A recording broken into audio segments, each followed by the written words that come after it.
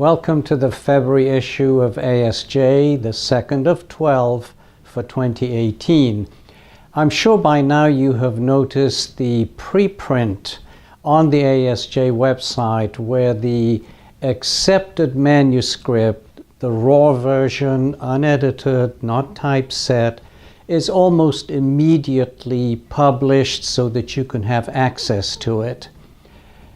You've probably also noticed, if you follow us on Facebook, Twitter, social media, that we have started placing some visual abstracts of the articles that we wish to bring to your attention through social media.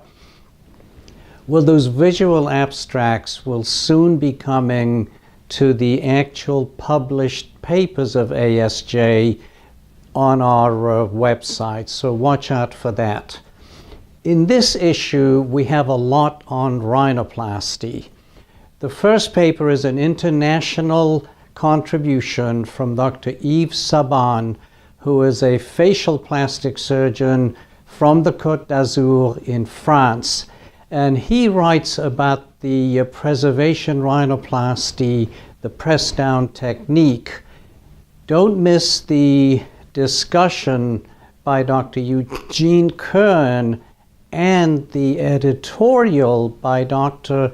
Rollin Daniel looking at a new revolution in rhinoplasty. So plenty for those of us interested in rhinoplasty in this issue. We're all aware that abdominoplasty is a high-risk procedure in terms of VTE. I've picked a paper from the body contouring section by Dr. Jeff Keys, and for full transparency, I'm one of the authors. It's an ASR-funded study looking at the predictors and incidence of VTE with abdominoplasty.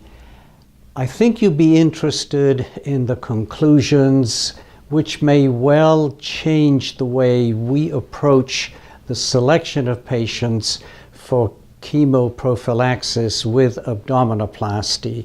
There's also an excellent invited discussion by Dr. Jim Grotting and his colleagues.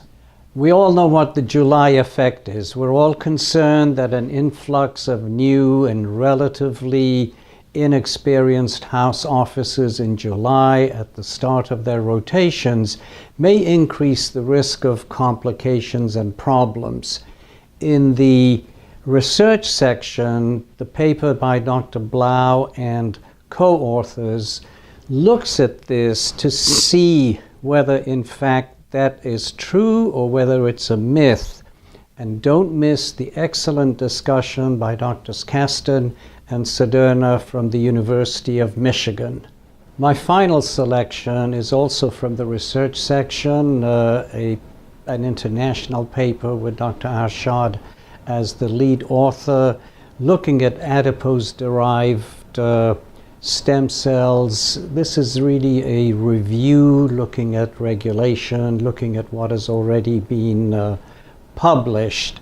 And there's also an excellent international invited commentary from the United Kingdom by Dr. Afshin Mosahebi. This really brings us up to date with the current evidence and information. Finally, as always, I recommend that you read the journal from cover to cover, and I will look forward to seeing you in March when we will be talking about spring.